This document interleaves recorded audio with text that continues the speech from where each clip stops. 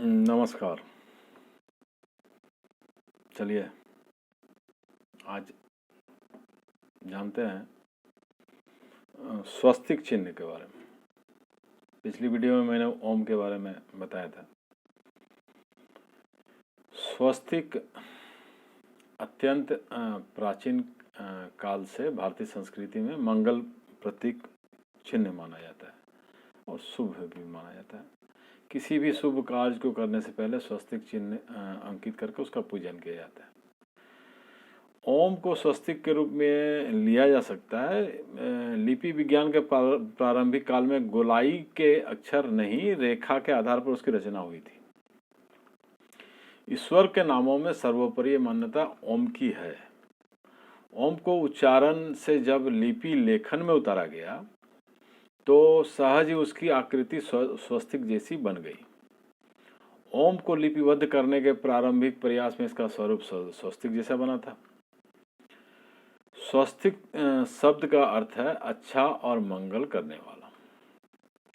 स्वस्तिक में एक दूसरे को काटती हुई दो सीधी रेखाएं जो आगे चलकर मुड़ जाती है, उसके बाद ये रेखाएं अपने सिरों पर थोड़ी और आगे की ओर मुड़ी होती है।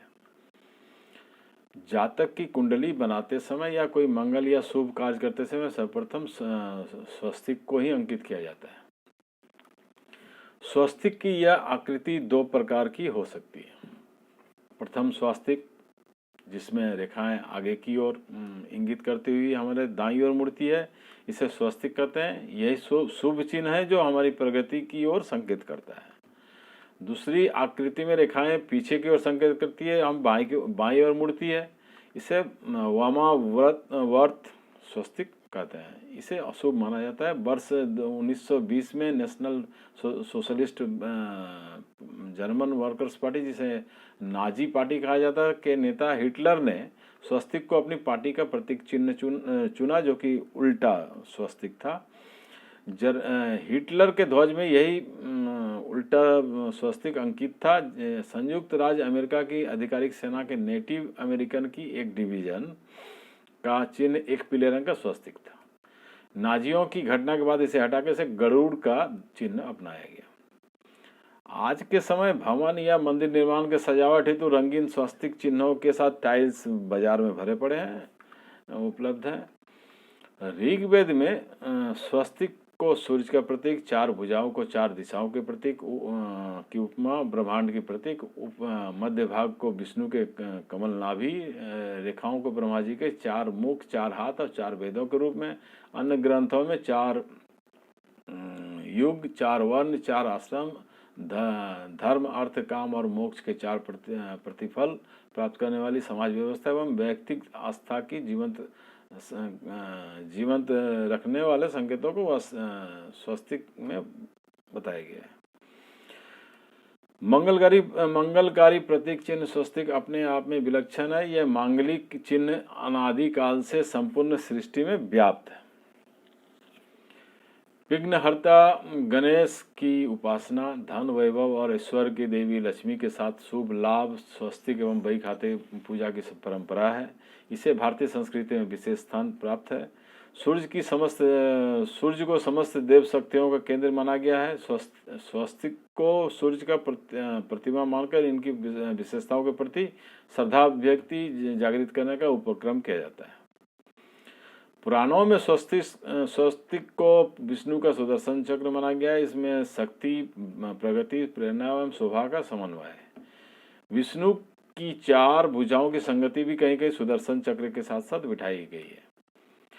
आर्य धर्म में और इसकी शाखा प्रशाखाओं में स्वस्तिक के समान रूप से सम्मान है। बौद्ध, जैन, सिख धर्मों में इसकी समान मान्यता भी है। यूरोप और अमेरिका की प्राचीन सभ्यता में स्वस्तिक का प्रयोग होते रहने के प्रमाण मिलते हैं। ऑस्ट्रेलिया, न्यूजीलैंड के माओरी आदिवासी स्वस्तिक को मंगल प्रतीक की तरह प्रयुक्त करते हैं। साइप्रस की खुदाई में जो मूर्तियां मिली उस पर स्वस्तिक अंकित है। ऐसे ही प्रमाण मिस्र, यूनान आदि की खुदाई में उपलब्ध है। जापानी लोग स्वस्तिक को मन जी कहते हैं। इसे धर्म प्रतीकों में इसका समावेश करते हैं। इसे विभिन्न देशों में अलग अलग नामों से जाना जाता है। 4000 साल पहले सिंधु घाटी की सभ्यताओं में स्वस्तिक के निशान मिलते हैं। बौद्ध धर्म में स्वस्तिक का आकार गौतम बुद्ध के हृदय स्थल पर दिखाया गया है। मध्य एशिया के देशों में स्वस्तिक चिन्ह मांगलिक एवं सौभाग्य सूचक माना जाता है। नेपाल में हेरम्ब, मिस्र में एक्टोन एवं बर्मा में महापियन्ने के नाम से पूजित है स्वस्तिक चिन्ह। अब इसे पशुओं की समृद्धि के लिए, यात्रा के आरंभ के लिए, गृह निर्माण के समय, पुत्र जन्म पर, खेत में बीज डालते समय, शुभ कार्यों में स्वस्तिक मंत्र बोला जाता है। रंगोली में स्वस्तिक का विशेष प्रावधान है। रंगोली में जैसे अरिपन, कोलम, मांडना, रंगोली, लीपथाप, स्वस्तिक आदि जितने प्रदेशों में, भारत के प्रदेशों में इसके नाम अलग अलग हैं। अरिपन बिहार की लोक चित्रकला है। मिथिला में त्योहार एवं उत्सव में आंगन और दीवारों पर चित्रकारी की प्रथा में चित्रकारी को अरिपन या अल्पना कहा जाता है। चावल को काफ़ी देर पानी में भिगाने के बाद सिलवट पर पीसकर पानी मिला गाढ़ा घोल तैयार कर लिया जाता है, जिसकी चिकनी मिट्टी से लिपी गई भूमि पर महिलाएं इसके चित्र या अरिपन बनाती है। कोलम दक्षिण भारत के किनारे बसे राज्यों में जैसे कि केरल, तमिलनाडु में रंगोली को कोलम कहते हैं। शुभ अवसरों पर घर के फर्श को सजाने के लिए सूखे चावल के आटे को अंगूठे और तर्जनी के बीच एक निश्चित आकार में गिराया जाता है। फूलों की रंगोली को पुकोलम कहते हैं। महत्वपूर्ण पर्व ओणम के दौरान विशेष रूप से किया जाता है। मांडना राजस्थान लोक कला के विशेष अवसरों पर महिलाएं मांडना जमीन या दीवार पर मांडना बनाती है। मांडना मंडन शब्द से लिया गया जिसका अर्थ है सज्जा। पर्वों, उत्सवों एवं ऋतुओं के आधार पर वर्गीकृत आकृतियों के विभिन्न आकार के आधार पर चौका, चतुर्भुज, त्रिभुज, वृत्त एवं स्वस्तिक बनाए जाते हैं। रंगोली भारत की प्राचीन सांस्कृतिक परंपरा एवं लोक कला है। अलग अलग प्रदेशों में रंगोली के नाम और उसके शैली में भिन्नता है। इसे सामान्यतः त्यौहार एवं पूजा, उत्सव, विवाह, व्रत आदि शुभ अवसरों पर प्राकृतिक रंगों से घर की महिलाएं बनाती हैं। इसका प्रयोजन सजावट एवं सुमंगल कार्य है। इसके लिए प्रयोग में लाए जाने वाले पारंपरिक रंगों में पिसा हुआ सूखा या गीला चावल, सिंदूर, रोली, हल्दी, सूखा आटा एवं अन्य प्राकृतिक रंगों का प्रयोग किया जाता है। अब लीक थाप कुमायूं की देहरी और दीवार पर सजाने की कला लीक थाप या थापा कहलाती है। इनको एपन, ज्योति या ज्योति मातृका पट भी कहा जाता है। चावल की पिष्ठी निर्मित घोल द्वारा धरातलीय अल्पना अनेक आलेखन, प्रतीकों, कलात्मक डिजाइनों, बेल बूटों में प्रकट होती है। जिन आलेखनों या चित्रों की रचना कागज में की जाती है उसे पट्टा कहते हैं। इसी प्रकार नवरात्रि पूजन के दिनों में दशहरे का पट्टा बनाते हैं। कुमायूं की ज्योति मातृका पट्टों, थापों एवं वर बूंदों में श्वेतांबर जैन अपभ्रंश शैली का भी स्पष्ट प्रभाव दिखाई देता है। ऐपन शब्द का उद्गम संस्कृत शब्द अर्पण से माना जाता है। दीपावली में बनाए जाने वाले ऐपन में मां लक्ष्मी के पैर घर के बाहर से अंदर की ओर गेरू के धरातल पर विस्तार यानी चावल का पिसा हुआ घोल से बनाए जाते हैं।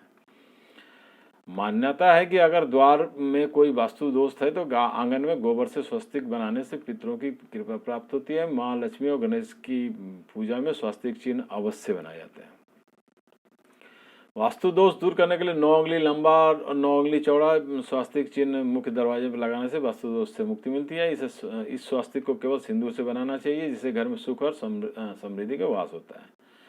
स्वास्तिक की दोनों अलग अलग रेखाएं गणपति, सिद्धि जी की पत्नी, रिद्धि और सिद्धि और शुभ लाभ लिखने का मतलब यही है।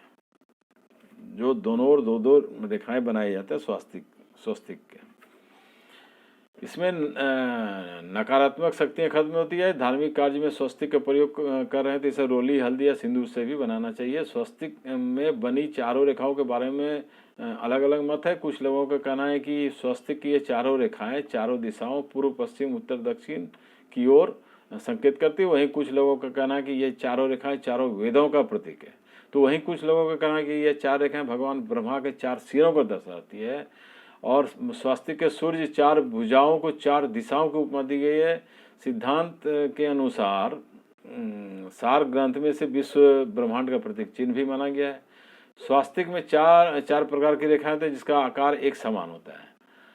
आम लोगों का मानना है कि ये रेखाएं चारों दिशाएं पूर्व पश्चिम उत्तर दक्षिण की इशारा करते हैं, लेकिन हिंदू मान्यता के अनुसार ये रेखाएं 4 वेदों को दर्शाती है, ऋग्वेद, यजुर्वेद, अथर्ववेद और सामवेद, जिसके प्रतीक है।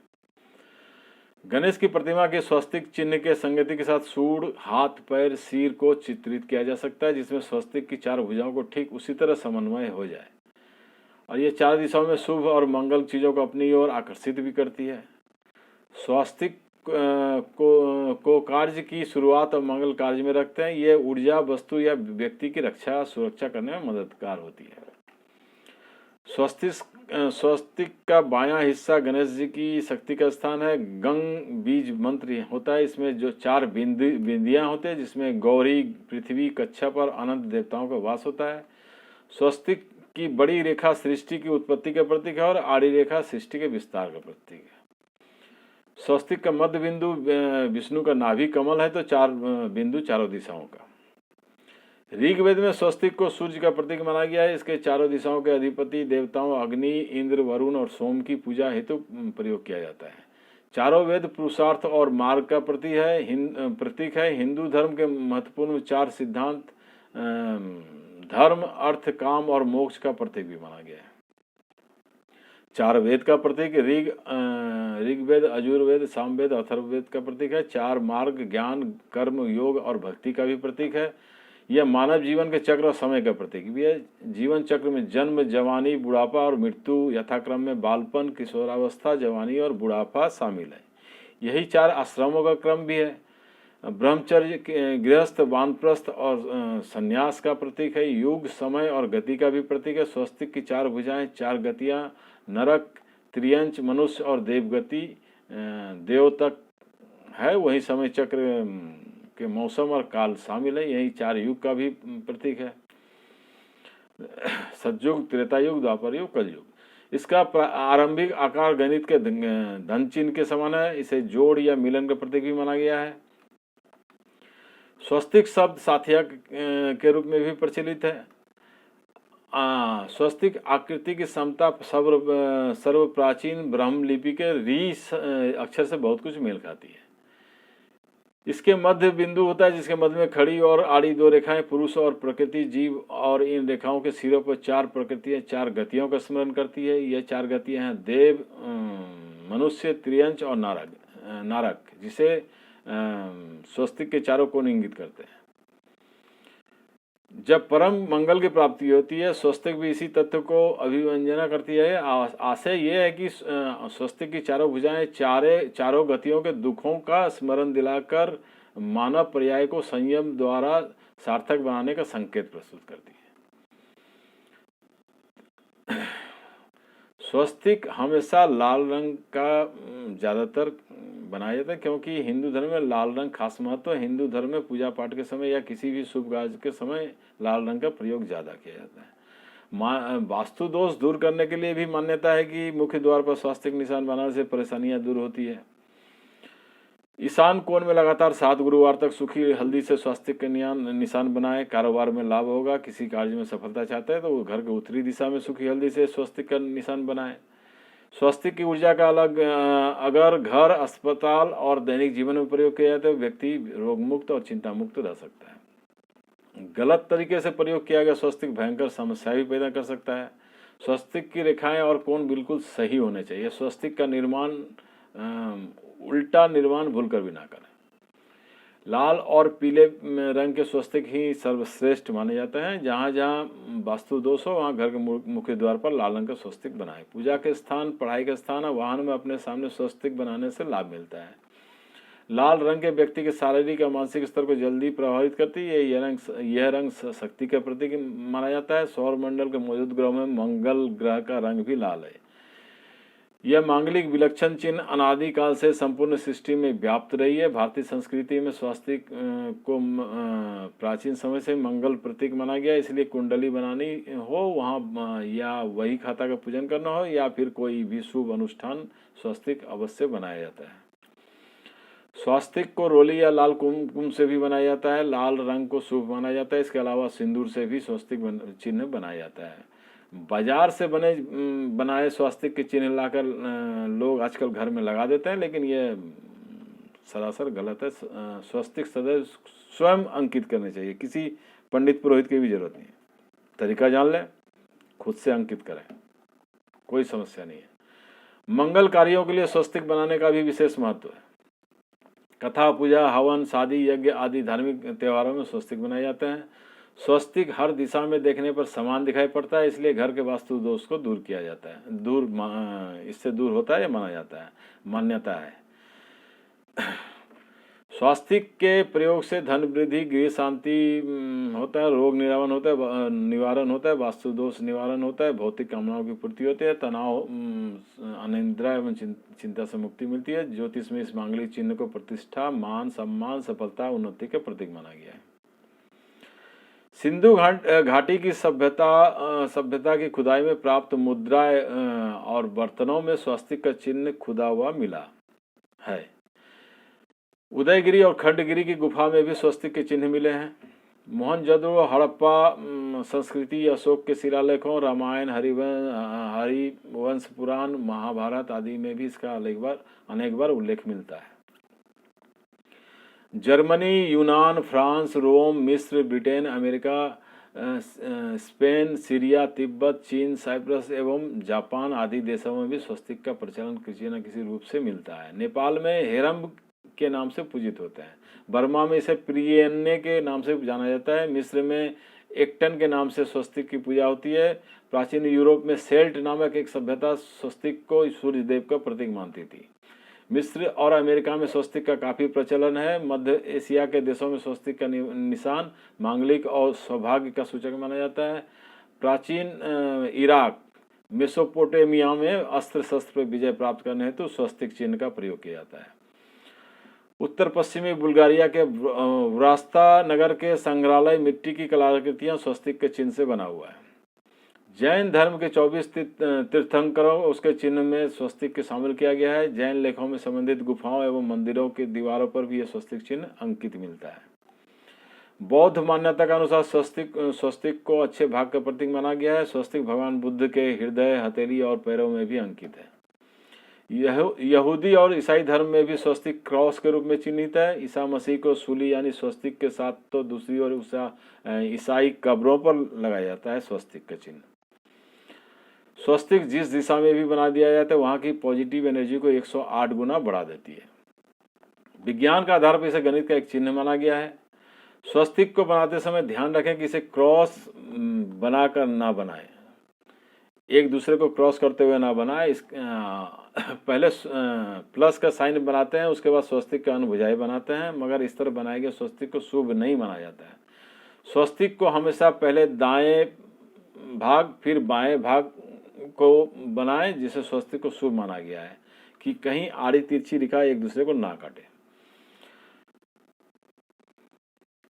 तिजोरी पर लाल रंग की रोली से दक्षिण पूर्व दिशा में तिजोरी पर लाल रंग की रोली से बनाए, बिजनेस बढ़ेगा।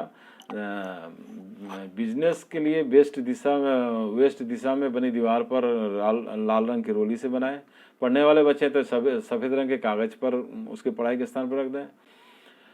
पंच धातु के स्वास्तिक के घर के चौखट पर लगाए। बीमार है तो मुख्य द्वार पर अष्ट धातु और ऊपर मध्य में तांबे का। चांदी के नवरत्न लगाकर पूर्व दिशा में लगाने से वास्तु दोष दूर होगा, लक्ष्मी प्राप्ति।